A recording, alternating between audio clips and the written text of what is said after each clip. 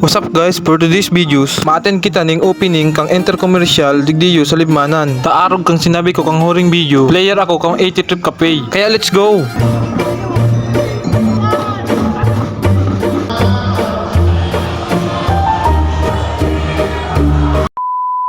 Bale, yun na pala niyo guys, ang second season kang Big J Intercommercial Basketball Tournament. Tapos iyo pala niyan guys, ang samuyang jersey. Inspired siya kang Memphis Grizzlies. Bale, sinda pala mga kakampi ko. Tapos panduwang bilis ko naman ng makawat tigdiyo sa 80 trip.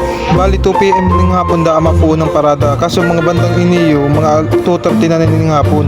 Bale guys, iba ang mga kakampi ko kung nakaaging taon sa mga kakampi ko ngayong taon. Bale, nagporto ang standing me last year pero di kami nakaabot sa second round. At sana this year, sana makaabot naman kami championship. Kaya let's go! Bali, yung pala news mi guys, dati mi na siyang news kan last year. Naging second runner up yan sa mga news. Kaya dala ng taat yan, ang iba pang mga kaganapan.